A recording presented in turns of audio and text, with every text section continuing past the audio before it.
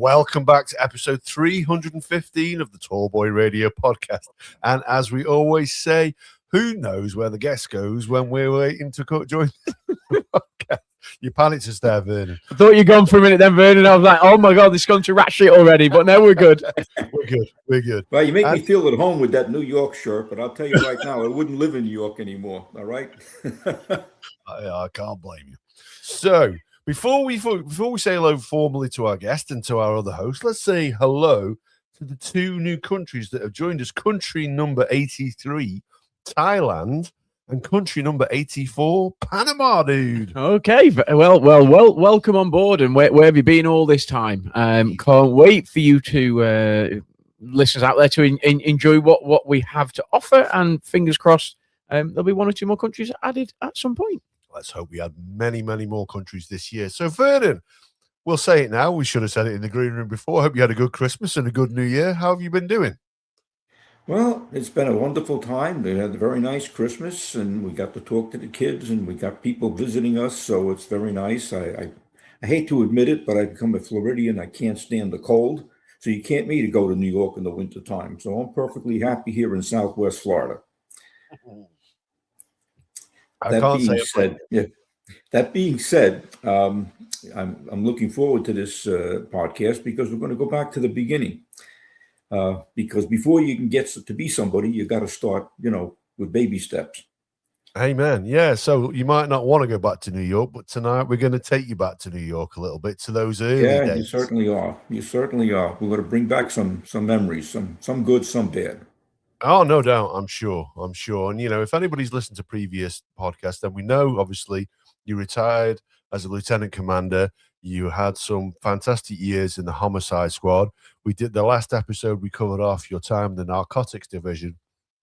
And this time, we're going back even earlier than that, aren't we, Vernon? Yeah, we're going to go back to how little Vernon grew up to be what he became, okay? We have to go all the way back. I'm going to go back to my days as an altar boy. We'll start with that. I was an altar boy, and I had to learn the Latin phrases for the Mass. Very difficult because Latin is Latin, and we don't speak Latin. But I managed to master that, and I became an altar boy. And I went to a Catholic elementary school, Sacred Heart School. So it was a Catholic school. I'm a Catholic, obviously, raised a Roman Catholic. Came from a suburb of the city called Mount Vernon, New York. It was one of the three cities that bordered the city of New York: Mount Vernon, Yonkers, and Pelham. I was on the south side of Mount Vernon. That was the bad side.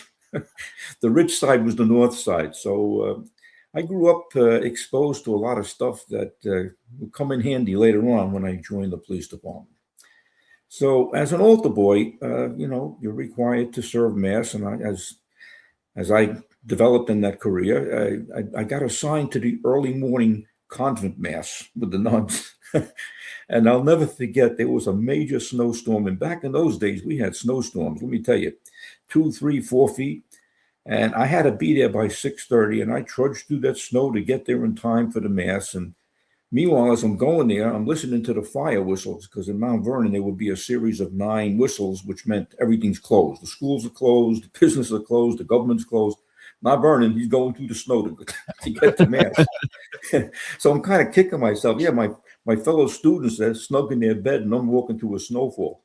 But that gave me an edge because I was the first guy out there to shovel sidewalks, and I made a couple of bucks. So I was ahead of the game. And meanwhile, in the meantime, I was 10 years old. I joined the Boy Scouts. And I got to tell you, the Boy Scouts probably was the formulation of my career, the character development.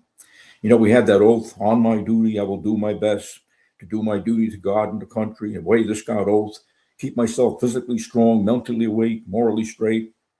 And then later on, as I become teenage, like a 13, right, I start thinking of girls, and we changed the oath. On my duty, I'll do my best to help the Girl Scouts get undressed. Brilliant. But all kidding aside, I followed that oath, and it basically gave me the responsibility and duty. All right. Now, in the meantime, I'm getting to be a little bit older. I'm 12 now. I'm 12 years old. I get my first job. I got my working papers, and I got a job as a newspaper delivery boy. And wow, what a wake-up call that was, because you're responsible every day to deliver those papers, and you have to pay for those papers. A lot of people don't know that. No. So a regular billing cycle, and they dropped the papers off at a corner. And luckily there was an alleyway with a kind of covering. So if it was snowing or raining, I'd go into the alley to fold the papers. Then I would trudge along after school, I'd deliver the papers, and I really got into it because every job I ever did, I wanted to be the best. Yeah. So I began to increase the route, and I got more customers. And then they would sign me to other routes to cover other people when they were on vacation. And then some of the people didn't pay. And back then it was, I know, 35 cents a week. So 3 of those was $1.05. $1 was a lot of money in 1954. I have to go back 2 or 3 times to get people to pay me. And I said, how come you're not paying? Oh, this goddamn paper sucks. I said, yeah, but you're not hurting the paper. You're hurting me. I paid for those papers. Oh, okay. So anyway, I did pretty good with that. I learned the wonderful world of business, like you're responsible. Also, you're making payments. You got to collect money as well. And ironically, after about a year, I became the newspaper boy of the year. So I got an award.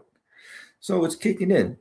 So in the meantime, I joined the YMCA because they have swimming and they have weightlifting. I joined the PAL, the Police Athletic League. I'm taking boxing. That'll come in handy later, right? I'm on the bowling league. In the YMCA, I'm on a swimming team. We go to different cities and we compete. So you see, I'm developing as I'm getting older. And then I go to Boy Scout camp. When they found out that I was a bugler, because I also played for the VFW, the Veterans of Foreign War, I would play the bugle. When they found out I was a bugler, they made me the camp bugler. I said, good and bad. I had to get up before everybody else to blow for reveille. And then at the end of the day, the taps. But I was good at taps. And the VFW at Memorial Day, they would have me play the taps at the Soldiers Monument. And that was a lot of pressure on a little kid because, I can play the taps, but when everybody's looking at you, Yeah. it's a little bit harder to do that. But I mastered that. In any event, and I'm getting old in this, the church social center, the dances. Okay. So we got, I'm spreading my wings a little bit. And then of course I'm getting to the age where I'm going to be leaving the Scouts. I got as high as Life Scout. That's the stage before Eagle. But if you don't mind me, I can't remember all this stuff. I ended up getting 34 merit badges in the Scouts. And I had a very diverse background. But some of the things that I got merit badges for: swimming, rowing, first aid, life-saving, personal fitness, bugling, fire safety, traffic safety. And then in between everything else, I was a rock hound. I was collecting rocks. I became a geologist. Wow. So I was doing all kinds of stuff, and I was all over the city on my bicycle, and that's the way we got around. Now I'm in high school. I'm going to a Catholic high school, Mount St. Michael College Prep. It's about 1.5 miles from my house. So I take my bike, except when it's snowing, then I got to trudge through the snow. But I changed my business. Now I'm working in a drugstore after school, delivering pharmaceuticals and prescriptions. But I'm delivering all over the city on my bicycle, even the adjoining city. That's a lot of work. It's a lot of pedaling. And I'll never forget, it was one really hot summer. And I had to deliver this prescription to a family in New Rochelle, New York. That was like 2 cities away. As luck would have it, is one of my smart-ass fellow students from the high school with his own in-ground pool, sitting there with his girlfriends, sipping a drink, right?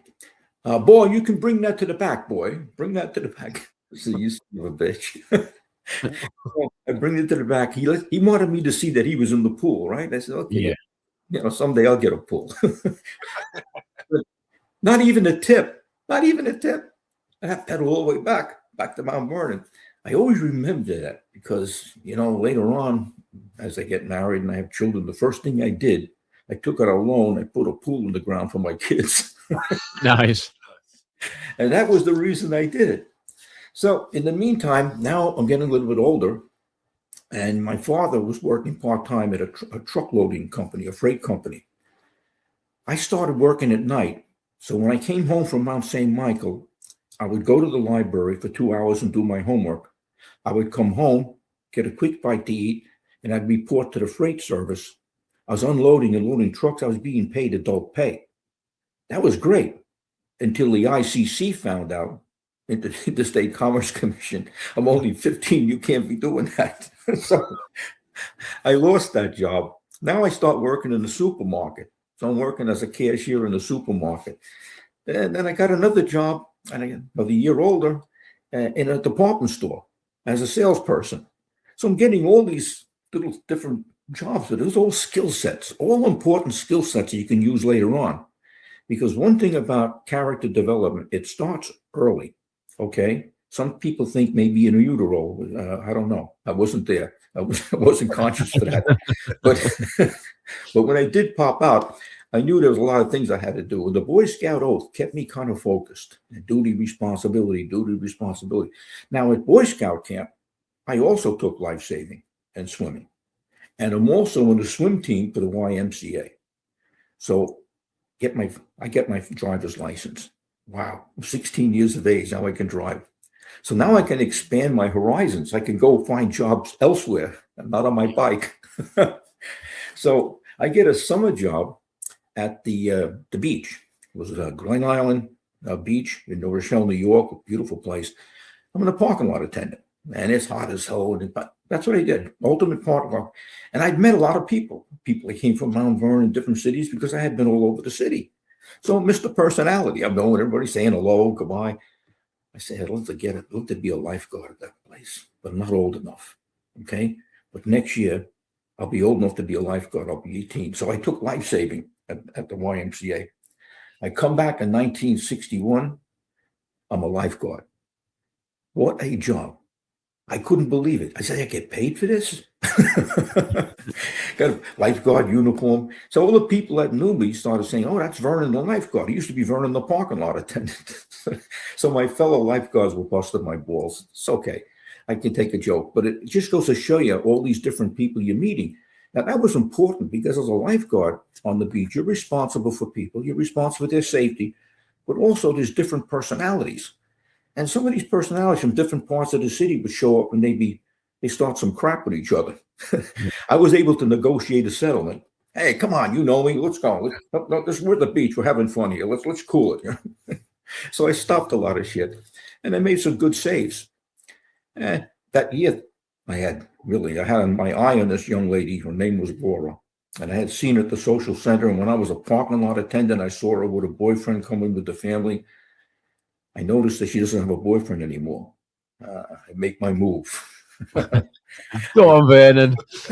I come in, make my move, reintroduce myself. Next thing you know, I'm invited to her 16th birthday party. I go to her party, say, you know something, I'm going to marry you. She goes, you're crazy. I said, no, you're the love of my life, I can tell. So I was the lifeguard for 1961, 1962, 1963. I'm in college, Iona College. We got engaged in 1963. And now I'm coming to decision time. Nobody knew that I had taken the New York City Police Department test. Only my girlfriend, not even my family, wouldn't tell them. And so now we're getting serious. In 1963, I'm engaged. We're now planning a marriage for 1964. I'm going to leave college. My junior year, I'm going to leave because according to what is called the Chief, it's a newspaper in New York City, they're going to make an appointment of police officers in December 1964. So I'm planning my whole life around the police department. We get married in October. I'm a World's Fair police officer. Now, that was great because as a World's Fair police officer, I'm doing police work, firearms training, all right, laws of arrest, CPL, and all of the bosses and instructors are New York City people that are either on terminal leave or who have retired. Yeah. So I'm getting good insight into what I'm going to go into in the NYPD. In fact, the joke was, hey, listen, kid, don't fuck up, you'll get the real job. So, okay, whatever you say. So I was doing good. I was assigned to the International Plaza And I learned how to say hello and goodbye in 16 languages because I was the cop on patrol. I was doing community policing before there was community policing.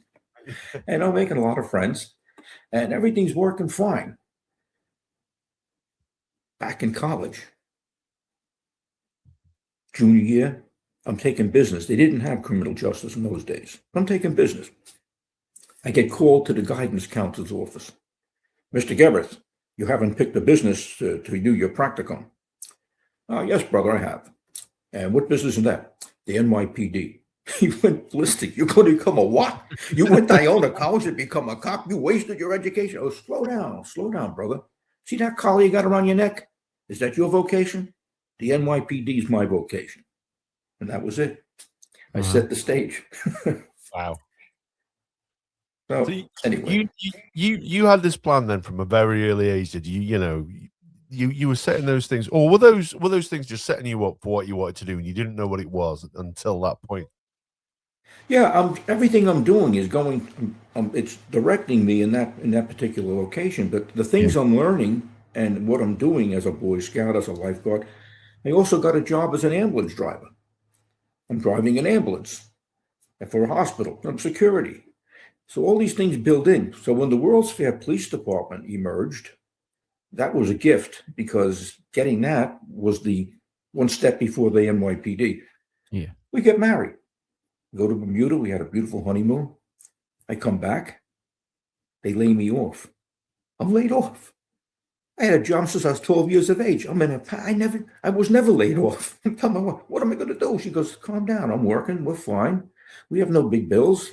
There's going to be another class in January. I said, no, I got to get a job. I got to do something. I left college. I'm now 1A for the draft. Vietnam War's going on, right? Yeah. I talk about divine intervention. Anyway, I see an ad for UPS. They're looking for drivers for the Christmas season. I said, I can do that. So you have to report to, it was Tuckahoe, New York. You got to be there in the morning and shape up. So every morning I'm there at 6 o'clock in the morning, hoping to get picked up by a driver to be a driver's helper in the truck. Day 1, nobody touched me. Day 2, nobody picks me. Day 3, I'm getting pretty freaking frustrated. Day 4, I show up 5:45. I says, listen, I'm here early. We'll give you a shot. Next thing you know, I'm a driver's helper. I get my own route. I got my own truck. I'm a UPS guy. That's it. So I was doing great, but I was very dedicated to what I had to do. I would not come back to the barn. That's the garage they call the barn, until every package on that truck was delivered. And sometimes I didn't get back till midnight. I had to be back at 6 o'clock in the morning to go out the next day. But I was making a name for myself. As the season ends, they're going to lay everybody off. 5 people were retained. I was one of the 5. Wow. So they were impressed. Then they find out I got 3 years of college. We're going to send you to UPS management school. I don't say nothing. I don't tell anybody I'm on the list for the NYPD. I go to management school down in Manhattan. Come back, learning to be a manager. Next thing you know, the World's Fair calls me up. We want you to come back. We're going to make you a sergeant. Sergeant? Yeah, we're going to put you in charge of liquor license inspection. I says, this is hot shit. Why do you think they're picking me for liquor license inspection? Because I'm a dumb kid. I don't know any better. I'll do everything I'm supposed to do, lickety split. You give it to some old timer over there, he'll be in the bar all day. You'll never find him again. Because there were a lot of private bars in these pavilions that were for special guests who arrived. So it was a good thing. And I did my job. And next thing I know, April 30th, 1965, I get called to report to the NYPD. I'm going to be appointed as a New York City police officer. That's it. That's the beginning. Wow. So, should we share some photographs then? Is it now a good time to share the photograph of you in your TPF uniform and see if our listeners can recognize this handsome face staring back at us? Yeah, tell us a little bit about that. I even have hair. Yeah. I used to back in those days as well, I think. Tell us about this photograph. Tell us about the badge and everything that you're wearing. Well, the badges was assigned to me. That was my number, 16106. There's 30,000 people in the police department, so I was number 16,000. But those 3 letters on my collar make me special because I'm a TPF cop. Now, in order to be in TPF, you had to be 6 foot tall. Obviously, I'm not 6 foot tall. I'm 5'8". So how did I get to TPF? My background, okay?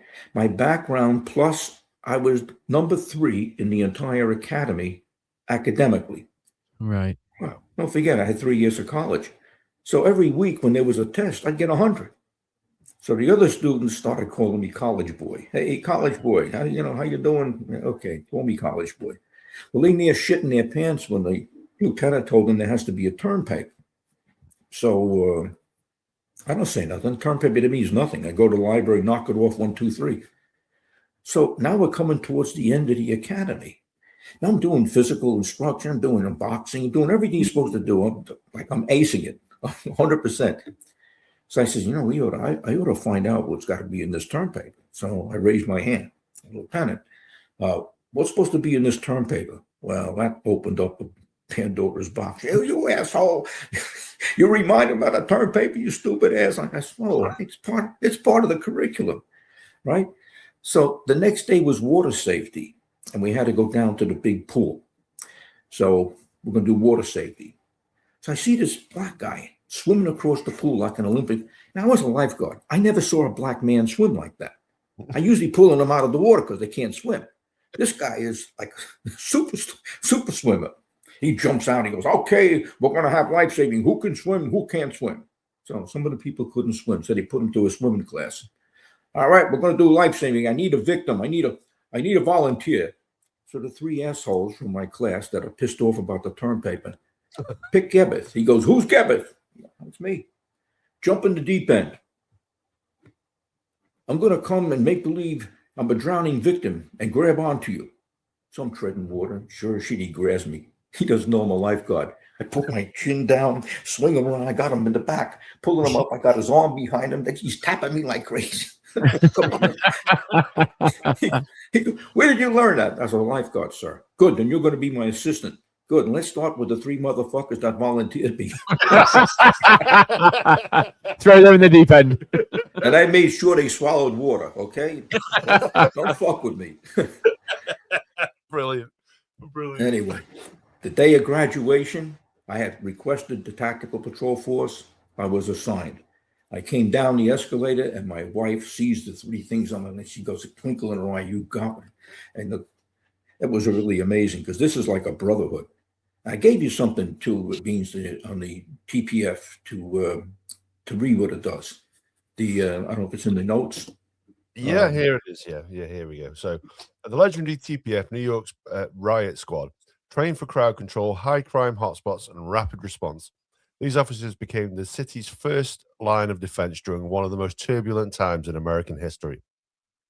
The chaos and intensity of the policing riots, the day-to-day reality of policing a city under pressure, the public backlash and political tension under Mayor Lindsay, the physical and mental demands placed on the TPF, the tight brotherhood formed in the face of constant unrest.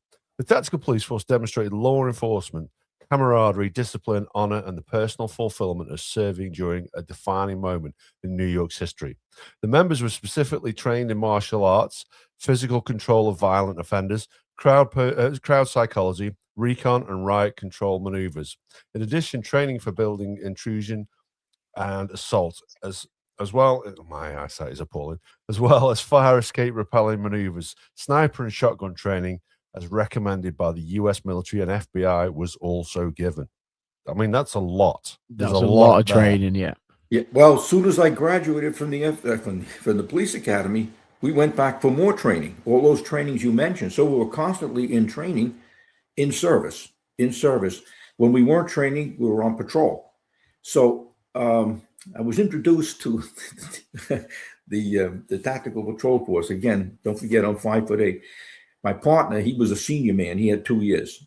A senior man in TPF with 2 years was like a veteran with 10 years with experience. But he was 6'4" and I'm 5'8". So they called us the Martin Jeff team. So we'd be out on patrol, and it was really it's hard to define. I showed you some of the buildings that we had to deal with. The area I can share those now, actually. So for those watching on the video version, we can put them on the screen, and for the audio version, I will share them on our Instagram. I'll share all the pictures that we do. I'll put them all together.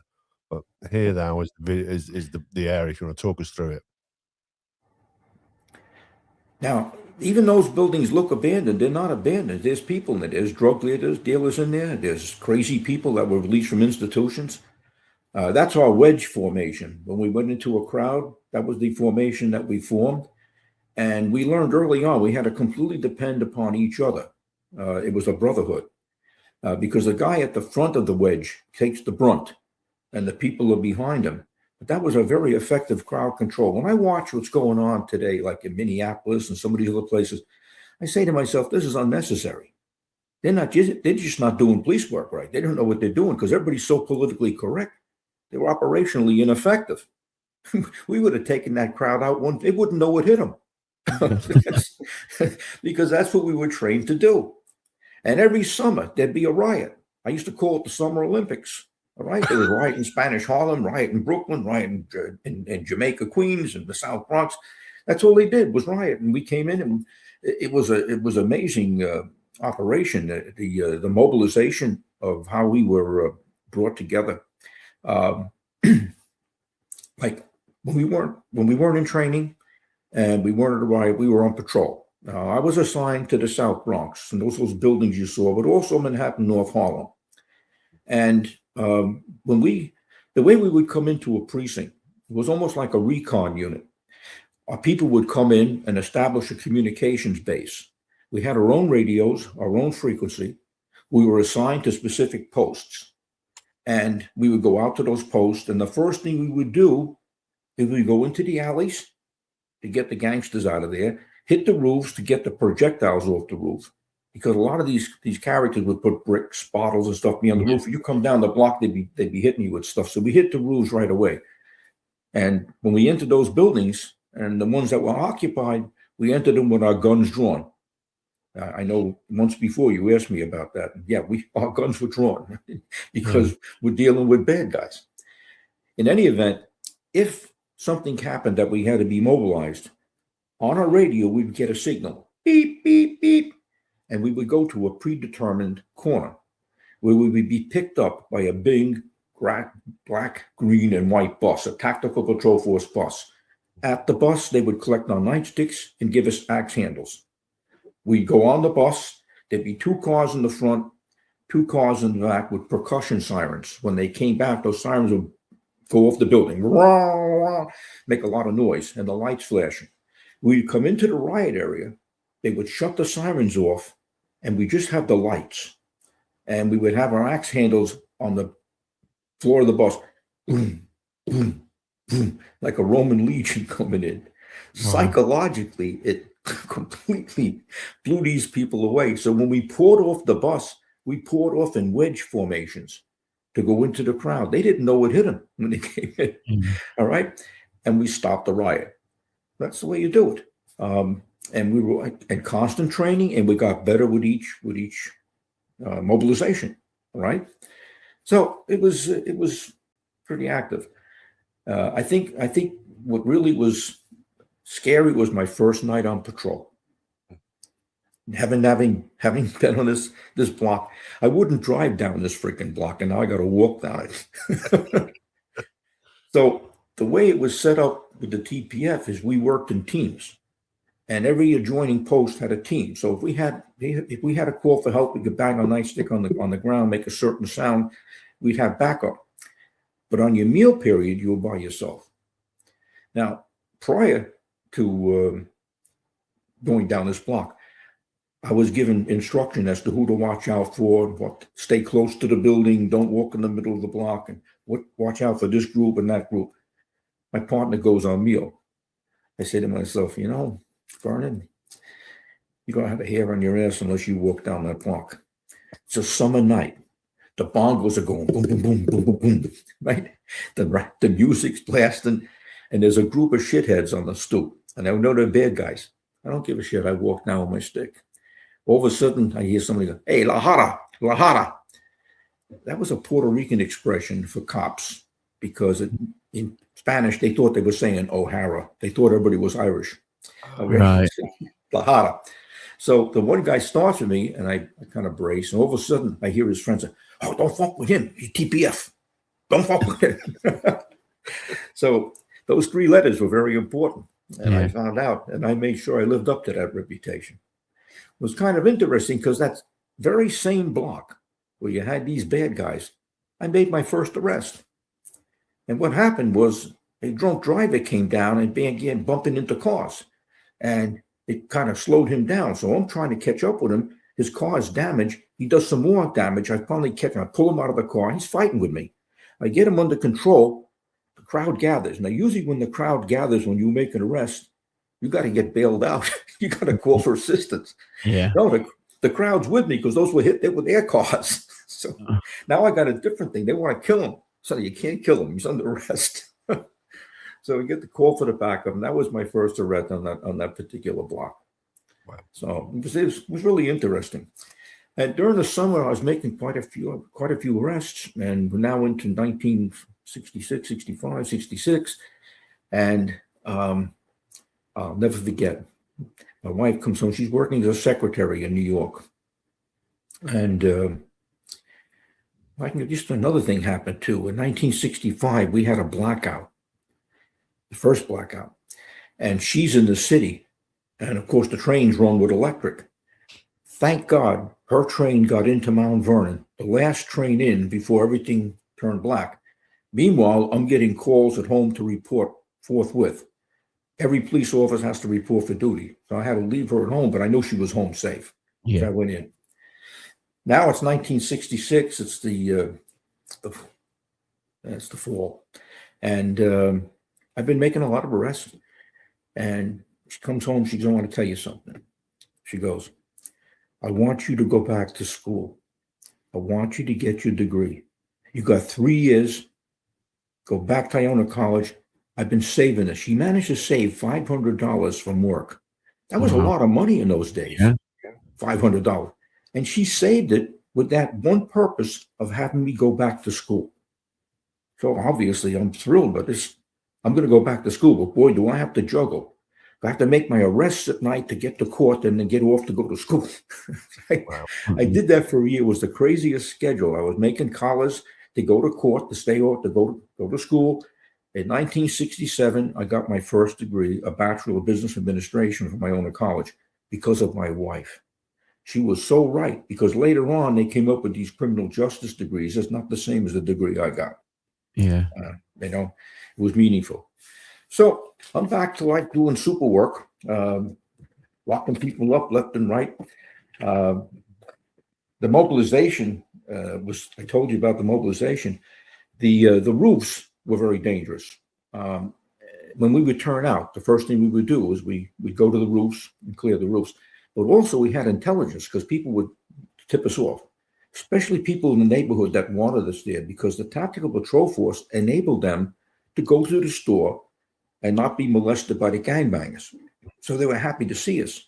So if the word came out that they were going to do some shit, we found out. If we found out that they were planning something, instead of just one unit going into the buildings, the units would go up different buildings and we go through the buildings up to the roof. And if they're up there, we trapped them.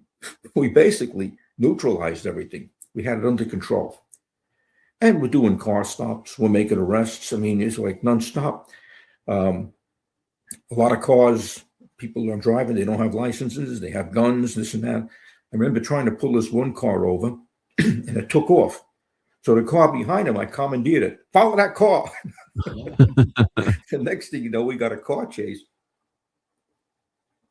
You would never see that today because of insurance and lawsuits and everything else. This is the kind of shit we did.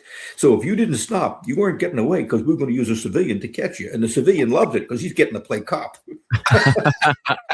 So sometimes I have to tell him, slow down. Now we're going to get him. Let's slow down. But it was great. It was really good. And I say this. The one thing was, though, is as gun-ho as this unit was, It's people being people. In every unit, you have the same type of personalities. The person that just got going through the motions, we call them hair bags. These hair bags, they were useless. They were just like an empty suit. So one of these hair bags starts complaining to me one day, Vernon, you made 4 arrests last month. We only do 2 arrests here a month. I said, oh, yeah? No shit. I made 6 the next month. I said, don't tell me how to make arrests or what to do. You just do mind your own fucking business, okay? I'm doing what I'm doing. So my reputation was don't fuck with him because that's what he does. I even made 2 arrests in one night, which is almost impossible because of the paperwork. But I made the arrest early. I was back on the street by 10. I had till 2 a.m. to do business. So I made 2 in one night. Now, when I was going to college, I had to have certain days I had to be off. I had to make an arrest, but I didn't make bullshit arrests. I made good ones. But every once in a while, people being people, the rest of the people kind of laying low. I'm out on the post by myself. I'm in the Fort Apache section, the 4-1 precinct of South Bronx. And I'm going through the alleys, and all of a sudden I smell smoke. I'm saying, oh, shit. Something's cooking. It's not good because this smells like a real fire. Don't forget, I was a volunteer fireman. And when a volunteer fireman, we did firematics and training and all kinds of stuff. All of a sudden, I see this fireball come out of this wood frame house. Right? People come out. I think I get everybody out. Invariable. My babies are in there. I said, holy shit, you forgot your babies. I run back in there. Now, I don't have any oxygen or nothing. I'm just winging it. I get the 2 babies. The problem is the smoke is so thick, I can't find my way out. I'm in a closet thinking that's an exit. This is scary shit. But finally, I realize I'm in a closet and I crawl on the floor because you get oxygen on the floor. I crawl on the floor, I got 2 babies, just as the fire engine pulls up. Because before I ran in there, I called for fire department. I called for assistance. The fire truck arrives with 8 TPF cops on the rig, riding with the firemen. The 2 local precinct cops take one to me. Give me those babies. You better get to the hospital because I'm black with smoke. So I go to the hospital. I don't get the smoke till 3 o'clock in the morning. Now I got to come back to the precinct to report sick. The desk officers don't like us because we give extra work to them. All bent out of shape. Hey, you're supposed to be TFF. You're supposed to be a hero. You're not going sick. No, I want to report because I had to be desmoked and I have a hospital report. I go home. I get my paper the next day. On the front page are the 2 precinct cops getting a medal for saving the babies in the building. Oh, no. You're kidding me. I was so fucking pissed. Motherfuckers. I was so, and you can't say shit, right? It's a funny thing. About 3 years later, I came back there as a sergeant. I got him. Of course you did. I would expect nothing less. Don't fuck with Vernon. That's the kind of stuff we did. It was really interesting. It's. I'm looking back at. I sent you a picture of something. Okay, so we're making a lot of narcotics arrests, and those are dangerous because junkies they're desperate. They're desperate not to get caught, and the dealers are dangerous because they definitely don't want to get caught. I'm in this building at 957 Fox Street. I just assisted 2 of my brother officers in making a felony narcotics arrest. They're holding the prisoners upstairs because, God forbid, we hear on the street with a prisoner, riot come out of the building. We need to call assistance. So I'm going downstairs to call for the unit so we don't make a lot of noise about what we're doing. As I'm walking down the stairs, this guy comes up to his eyes. Right? He throws a package out the window. Obviously, he was delivering more narcotics. I chase him down to the next floor. He pulls out a knife, right? So I throw my nightstick and I knock him in the hand and he almost drops the knife. Now he's running down the stairs. I pick up my nightstick. I chase him down the stairs. In the lobby, I'm struggling with this guy and I'm beating him like a pinata until I can get him under control. This is the size of the knife that he had. Wow. Right? Yeah. So later on at the station house, I'm talking to him, you stupid bastard. I could have shot you. I know, I don't want to go back to jail. I was scared. I said, you're lucky he didn't shoot you. Yeah. Anyway, after that case, I took that knife as a souvenir. Yeah, I can't imagine what it's like to face somebody with a weapon like that. Can you guys? No, not at all. It's not something that I've ever faced. Personally, I can't. And I know people talk about there's that fight or flight or freeze. What do? You just stand there and shit yourself, or do you go into fight mode or whatever? I think I'd probably just stand there and shit myself. If I'm honest, I don't think I'd be able to act. And then get stabbed. Yeah, and then get stabbed. Yeah. Well, the thing is that we're trained for this stuff. We constantly training. And the bottom line, I had the option to shoot him. I could have shot him. I didn't think it was necessary because he's on the run. Now, if he turned around and he's not on the run, I'm not going to take a chance 10, 12 feet. This guy's got a blade. I'm going to light him up. Yeah. I didn't have to. The best part of the story is in the station house. He thanks me for not shooting him. Thank you, officer, for not shooting me. That's you stupid prick. Next time you're going to get shot. Yeah, it's a good job you didn't turn around, because then I definitely would have shot you if you turned around and faced me. Yeah. But he's very lucky, because somebody else could have very easily just thought, I'm going to end this. We've seen the old Indiana Jones skit. Yeah. You don't ever bring a knife to a gunfight. That would have been the easy way to end it, wouldn't exactly. It? But, and from a moral perspective, I don't have to. If I had to, don't believe me, I've used my gun before, and I've been in shootings. It necessitated it. But this guy was a scared rabbit. But he was a scared rabbit with 11-inch blade knife. Yeah. That's the difference. But, we just constantly, every 30 days, we would go to a different precinct unannounced. And when we came in, we took over the area and we went out on special patrol. Now, we also were doing undercover work. We were doing like plainclothes assignments. Like in this one precinct, this 48 precinct, it used to be a heavy Jewish population, and they began to drift away to the suburbs, leaving the elderly behind. And the elderly were getting mugged by these thugs. So I was using my own car. I'm using my own car in civilian clothes, and we spotted some action. And sure enough, was a robbery had gone down, and we got the complainant was too old and lame to join us, but the witnesses did. We patrolled the area, we found the guy and locked him up.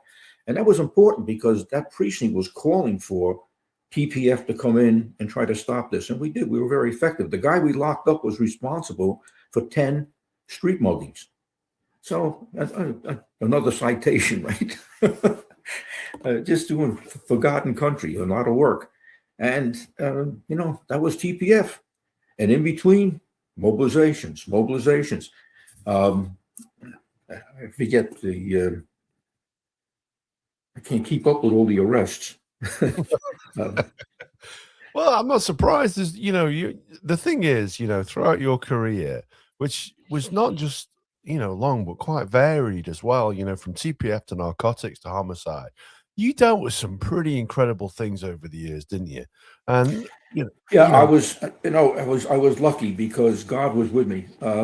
The truth of the matter is, I told you how early on when I was laid off and I was A1 to be picked up. I believe in divine intervention. I believe I was destined to do what I did because in 1966, the draft board called me back. In 1965, I was deferred because I was an NYPD cop. In 1966, things are heating up, but I had my first son. Okay, so I got another deferment. In 1968, during the Tet Offensive, when they were really going crazy trying to recruit as many people as they could, I had my second son. You couldn't plan this, and I didn't plan it. No. This was divine intervention, keeping me for what I had to do in the future. Yeah. And the important thing is that everything I learned in the street, on the roofs, the abandoned buildings, the handling of people, all came in later on when I was in narcotics, when I was a detective, when I was a sergeant. So you're building, not to mention all of those earlier skills that I had before I came into the police department later come forward. So I have to laugh. There was something else. I just forgot that it just came into my head. I'm crazy. When I was a lifeguard, I got to do first aid on my future wife. Here, lie down there and let me blow a kiss. I couldn't wait to bring it to the first aid station. Okay, sweetheart. Not sweetheart. Okay, I'll take care of this. Just a stranger leaning over saying, "I'm going to marry you." It's like, "Oh, right, okay." I patched her up. First aid training. Say that first aid training came in handy. Boy Scouts, boy, I tell you, that part of the oath, not the other part. Listen, that's between you and Laura. Well, So I mean, like you say, those early days prior to the police force, I asked, whether it was planning or whether it was good fortune, but do you genuinely believe, don't you, that all these things were meant to be, that you were then taken on this journey, and everything that happened on the way was no coincidence. It was the Lord looking over you and planning, planning to keep you safe and help you to do your career. yeah, I mean, I was learning things that eventually they all dovetailed into the NYPD. But let's face it, you're out there as a kid, you're doing crazy stuff, It's easy to get hurt when you're a teenager and you're fooling around and doing stupid shit. But the bottom line is I was focused. I was always focused. And I guess I think that Boy Scout oath was very important, because every job I did it to the ultimate abilities that I had. In my head, I had to do everything to the best. And that's how I got to be where I got to be. Every assignment, I strove to be the best. In the TPF, I got a bunch of medals and awards. In 3 years in the TPF, I was actually picked up for the Detective Bureau, and I didn't know anybody. I'm a kid from the suburbs, all right? Yeah. But my record was impressive. And we were selected for this special assignment, the Manhattan North Nighttime Task Force, because there were a lot of shit going on in Manhattan North, Harlem, people being mugged, cab robberies and things. In 30 days, me and my partner made 20 felony arrests for robbery, gun, all kinds of stuff. And we were selected to go into the Detective Bureau. So within 3 years of my assignment to the NYPD, I'm going into the Detective Bureau as a white shield. Now, as a white shield, I'll have to work my way up to get a gold shield to become a detective. But that was big. That was really big. That's incredible. No, it is incredible. So if I share some pictures now then, and like we say, for the audio listeners, God bless you for your patience on this one, but we'll talk you through those photographs. And I'll share them on Instagram and Facebook. So if you head to Tallboy Radio on Twitter and Facebook, or if you head to Tallboy Radio Podcast on Instagram, you'll be able to see the pictures now that we're going to be sharing. But Vern's going to talk you through them anyway. So we had the picture here. Then where's this picture? Tell us about this picture. Spanish Harlem riots, 1966. We're being mobilized. We're on the ground. We just got off the bus. We're marching towards the wedge assignment. When we get to the riot area, we'll go into our formation and we'll take action. Wow. That's incredible. And that was a picture that was in the newspaper, am I right in saying? Yeah, because we don't have cell phones. True enough. Yeah. What happened, the reporter recognized me from the Bronx. He took a picture, so I said, thank you. Incredible. You see the dirt? You see the dirt on my face? That's from the fire. Right. Yeah, incredible. So go on, then. We'll bring this next photo. Tell us about this lovely-looking couple in this photograph. That's my gal. All right, that's my gal, Laura. Like I told, we met on the beach. We went to the social center dances together. Went to her sweet 16 birthday party. That picture's taken the year we got engaged, 1963. Wow. And I think she's going to fire me from becoming a lifeguard in 1964. But that's my gal, and that's me in my lifeguard suit. Yeah. Yeah. I tell you what, dude, you're in a lot better shape. I was going to say, looks in pretty good shape there. He does. And go on this final photograph that we're going to share. Tell us about this rather beautiful automobile that we can see. These are the kind of cars we had on patrol. The green, black, and white car with the percussion sirens. They were Plymouth Furies. It took me a year to get a seat in the car, because that's like a preferred assignment, because you can pick up jobs on the radio, you can make more arrests, but you're also doing perimeter patrol for the people that are on foot. But that was the kind of car I drove. Wow, it's an incredible looking. It is. It is. The vintage cars are amazing, aren't they? When you look at one, in that good a condition as well, it's like, wow, just sort of take me back. And you see, in all the old newsreels, and you see them driving around, I think, wow, that's pretty cool. Now, the only air conditioning we had was the 4-and-4. 4 windows down, 40 miles an hour. Like That was our air conditioning. So you talk about your career, you talk about how hard you had to work, and you didn't know people. You achieved what you achieved by grit and determination. Your sons are in the police force now, in one way or another. Could they still, I'm not suggesting, that they wouldn't put the effort in, but is it still feasible to do that now, or is it completely changed since your days? Absolutely not. Political correctness, woke, DEI, and all the threats of lawsuits have everybody pussified. They're not even. I look at that chief in Minneapolis. He's a disgrace. He's a disgrace to his uniform. He's a disgrace to the profession. There's no way he would be around in my day. And I had good bosses. In TPF, our bosses supported us, instructed us, mentored us to be better at what we did. Yeah. The bosses they have today, they're all snakes. I never saw anything like it. They can't wait to sting somebody. They want to get brownie points for giving a cop a hard time. Yeah. We would never get away with what we got away with. And, there was no cameras. There was no videos. We took action. And you did not touch a police officer. If you did, you go to the hospital. All right. Yeah. You get a turban. And that was very important because when you're walking down the street, you're representing the entire police department. If somebody can walk up to you and dump water on you and get away with it, next thing you know, they'll be hitting you with bricks. No. Yeah. And when a 1013, that's a signal for a assist police officer, on a signal 1013, if you were stupid enough to be near to the cop that was being assaulted, you went to the hospital. That's it. That was it. We didn't take any prisoners. We just wipe you out because you're not supposed to do that. And it was very important because when you're out there by yourself on patrol, you need to have the element of fear. There's nothing wrong with fear. Yeah. You fear God, you better fear the cop. All right, because he's working for God. So watch out. No, this is true. I don't think you could do that job, could you, without a little bit of fear? No, absolutely not. And the other thing that I was going to say really was, going back to your time, you need absolute trust and faith in your colleagues and the people beside you as well. You don't want anybody that was just coasting. You needed to know that the people that you were with have got your back and that you've got their back. And there's that trust element and that camaraderie element that obviously you've spoken about quite a lot, just in terms of, I suppose, the trust in each other, that you're all there to do the job and to do the job to the best of your ability. And you had to rely on each other, particularly, I suppose, in that wedge formation, because, a team is only as strong as its weakest link and all of that. So if one isn't doing the job properly, that actually affects everybody else and potentially puts everybody else at risk. Amen. It was a brotherhood.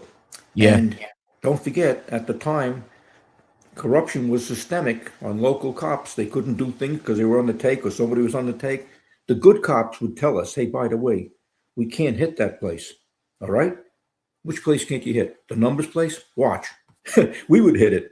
So what happened is the people that were on the take would hate us. They'd hate TPF because we come in and mess up their contracts. But the good cops loved us and the people loved us because we were the tactical patrol force. That was very meaningful. Those 3 letters, to this day, TPF cops are still in touch with each other across the country because we had a special thing. And if you think about it, what could be more pure than rewarding people with promotion for doing hard work? What could be more pure than that? So That's I how love it should. Yeah, it's how it should be. Yeah, absolutely. Yeah, so when you look back on your career then, Vernon, when you look back over the police force, over the many years that you served in the different places that you did serve, is there anything that you regret not doing? Anything I regret not doing?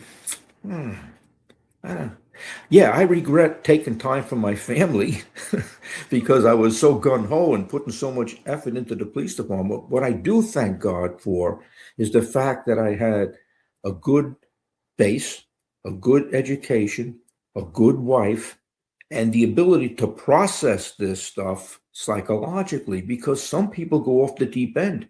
It's like anything else.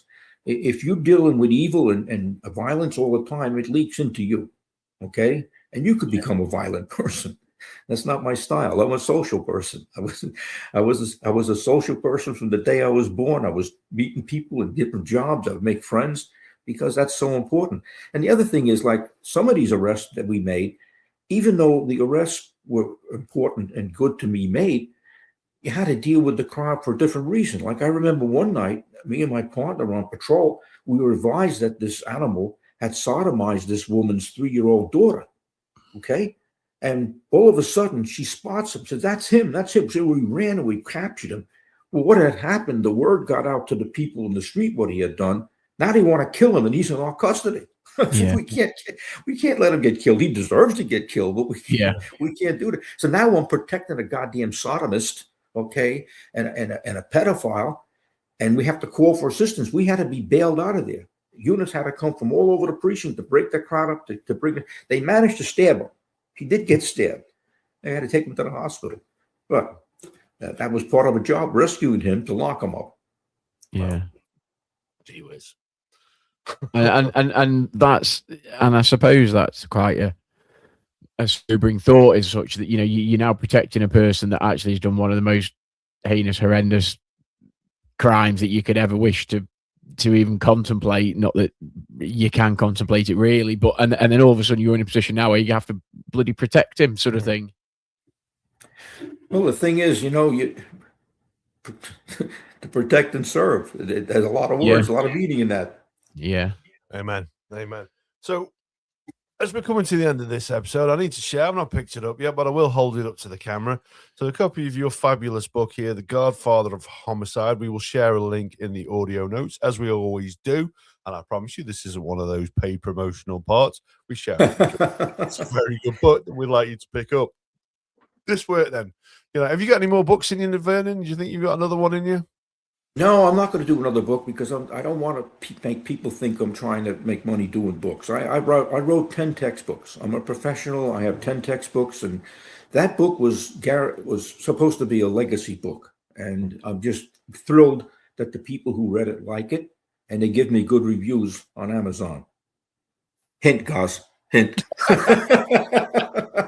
Right. Yeah. Right. That was Well, you know, It was directed to me. I got that. Yes. No, I've left you a good. Well, no, I'll tell you what. I didn't leave you a good review. I left you an honest review. You get a very good review. Plus, it's a review from outside the United States, so it's a review from outside the country. So that's nice.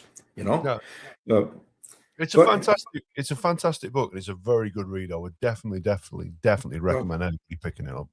Well, thank you. But it starts at the beginning, like what we talked about today. There has to be a beginning before you get to the end. Yeah. And I sincerely believe that what we do, okay, we build upon these skills and we get better at what we do. When I was in the police department, no matter what assignment I was in, I strove to be the best in that assignment. And I took that knowledge to the next assignment. And again, working in TPF with great bosses, a little difficult later on when I find myself dealing with some asshats and dildos. Yeah. It's a little strain. It's a little strain, but no, everything was good. And I wanted to show you those abandoned buildings because they, on the look of it, looks like there's nobody in there. Yeah. There's drug dealers in there with pit bulls protecting the stash.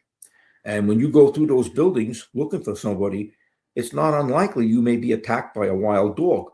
Yeah. Or a wild person, because at the same time they were putting people out of these institutions and leaving them on their own, they were taking up residence in these abandoned buildings.